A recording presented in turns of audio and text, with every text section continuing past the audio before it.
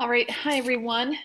This is our last week of Unit 4 on the Normans. And next week we will start our final unit, which is going to be about Gothic.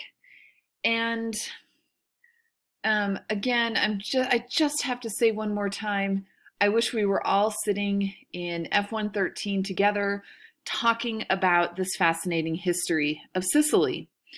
Sicily has this strategic location in the center of the Mediterranean. It's the largest island in the Mediterranean, and it has been situated at the crossroads of history. It's a pawn of conquest and empire, and a melting pot for dozens or more ethnic groups whose warriors, merchants, refugees, imperialists, travelers sought its shores. And this amazing exchange of visual culture, food, and ideas is still evident in Sicily today. Um, I am I'm trying to keep my excitement contained to an appropriate level here in the photograph on the right, but I'm not shy about the carbs. I love carbs in all forms. And this is the most glorious thing to me. I had gelato in Cefalù in Sicily. We'll see its cathedral here at the end. I had gelato stuffed into a brioche bun, and boy, that was pretty fantastic. And the two flavors of gelato here are pistachio and almond, two crops that the Arabs brought to Sicily. And of course, the Greeks and Phoenicians, being winemakers, they also brought grapes to Sicily. And this is a wine, a Sicilian wine with a Sicilian grape, the Nero d'Avolo grape. This is a wine named after the Norman ruler Roger II. Pretty fantastic stuff. So the Greeks, the Phoenicians, the Romans, Byzantines, and Arabs all occupied Sicily before the arrival of the Normans at the very end of the 11th century.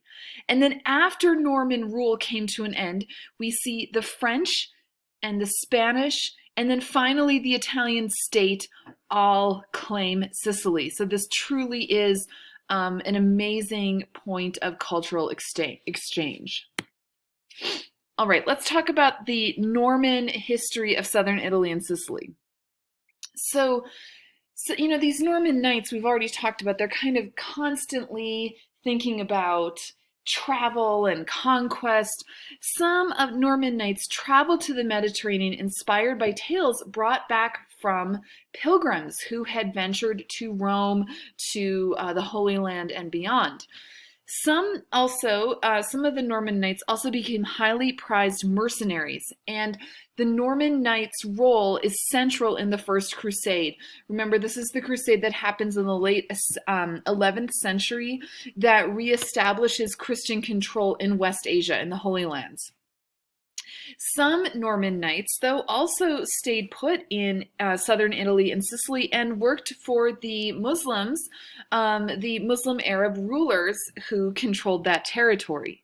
But finally, then, in 1091, the Normans conquer Sicily and Arab domination comes to an end. They establish a Norman kingdom then officially a few decades later in 1130. However, the Arabs were not booted out. They were encouraged, in fact, to remain, and many artisans, craftsmen, philosophers, writers stayed. And so we see this resulting blend of Arab and Norman style in art and architecture, particularly in Palermo, which is the capital of Sicily still today. And Sicily really becomes a kind of nexus for the diffusion of Islamic culture into Europe. The Norman kingdom was a beacon of multicultural tolerance. We see not just Muslim Arab writers and thinkers, but we see Byzantine, Greek, sailors and architects, and Arabic, Latin, Greek, and Norman French were all official languages. It was a real kind of polylinguistic society. Because remember, the Normans didn't just conquer lands, but they really assimilated. They became part of these new societies. And after conquering The Muslim Caliphate in Sicily, they established one of the most benevolent and religiously tolerant partnerships ever seen before or after, for that matter, which allowed for a modicum of Muslim self-government, which included the office of sharif or sheriff. This is where we get our word sheriff, and also madrasas, these Muslim-controlled schools. Now, Jewish officials, they were also part of the administration, and they did not only serve the considerable Jewish population of Sicily, but also the full Norman government as well. We can't start a unit, I feel like, without looking at a coin. I think coins tell us so much historical information. And this is a tari, T-A-R-I. This is a Norman name for a gold coin minted by Arabs in Sicily. And this is the Norman king of Sicily, Roger II. He's the guy on the wine bottle who reigned from 1130 to 54. And he struck gold coins that he gave the name Tari to. Tari comes from the Arabic word that means pure. And what we see here is, if you look closely at this coin, we see kind of Pseudo-Arabic and also Norman elements as well. This kind of hybrid coin that represents the hybrid culture. I also want to start here with the Book of Roger, because I think this also really encapsulates for us the kind of dynamic, diverse, multicultural culture of Norman court in Palermo. So this is the Tabula Rogeriana, the map of Roger, or the Book of Roger, that included maps like this one. Here's the original on the left, that really remained the most accurate map for 300 years. This book was made, these maps were created by a renowned Arab geographer and scholar named Muhammad al-Idrisi. You see his name here. He came from Al-Andalus. He came from the Muslim Caliphate in Spain, and he traveled to Sicily to work at the Norman court. And you might be looking at this map here wondering, I do not recognize anything here. I can't make heads or tails of this. Part of it is because it is done with north at the bottom and south at the top, which is an earlier convention for maps. Here's a copy of this map on the right that shows it flipped. So you can kind of see the boot of Italy here, and then over here, and you can see the Mediterranean at the heart of this map. All right, the showcase of the Norman kingdom is the capital of Palermo. And Palermo was really the main rival of Cordoba in Spain as the wealthiest, most diverse, most efficiently run kingdom in Europe at the time. To Palermo's gates flocked scholars, scientists, merchants, soldiers, administrators, artists from places like London and Paris, Constantinople and Antioch, and of course, Normandy. Let's take a look at this Norman palace in Palermo. Now, the first section of the palace was built during Arab rule, and then the Normans arrive in Palermo in 1072, and they begin to reconstruct and add to the palace. When Roger II is crowned king, and Sicily is named a Norman kingdom in 1130, this fortress became a royal palace, and it becomes the seat of the Norman court.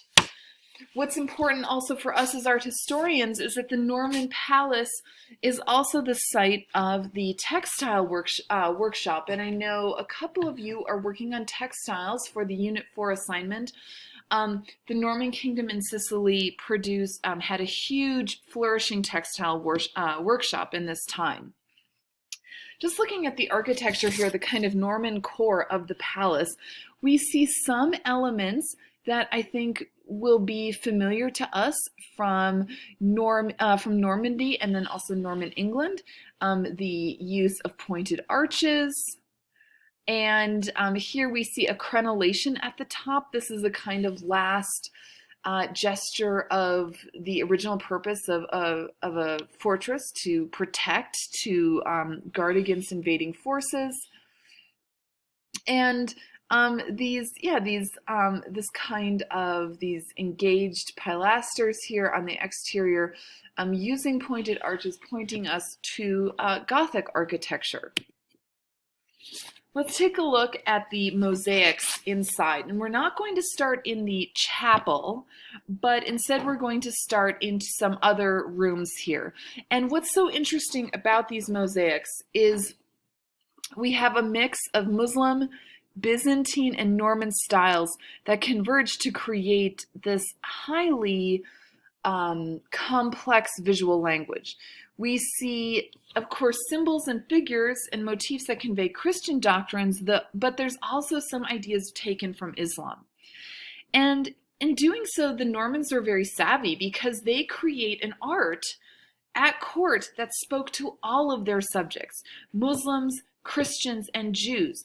And they really sought to reach all of their subjects and create something that is truly inclusive.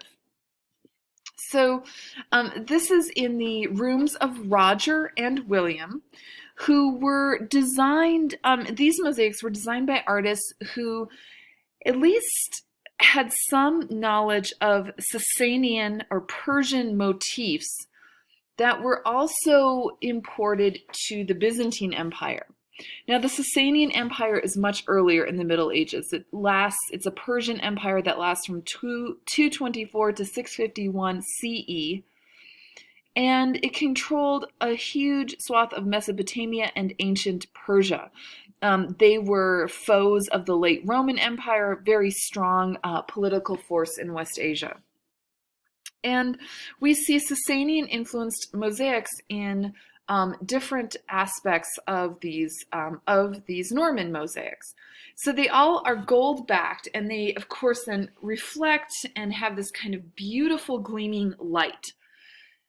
In some of the mosaics, we see fruit trees, specifically lemon trees that we have in this upper register here, with two Sagittarius-like centaurs, half man, half horse figures, who are arching and face each other, and in the middle here is a date tree. Lemons and dates originate in West Asia. They were brought to Sicily by the Arabs. In the lower tier, again, we see citrus trees, date trees, and then we have peacocks and two leopards who are facing each other underneath an orange tree. And in this other mosaic image that we also see here, we're just looking at, again, this kind of, this detail here of that same motif with leopards and citrus trees. Now, there are no indigenous leopards or peacocks in Sicily. These are Sasanian animals, native to West Asia, but it's clear that the artists, be they Byzantine Greeks or Normans, they were familiar with Sasanian motifs on some level. And this creates an interior court that doesn't just incorporate different stylistic elements and speak to all of the diverse subjects, but it also represents a court that is very cosmopolitan. The Normans are crafting their identity of one that is worldly, educated, multicultural.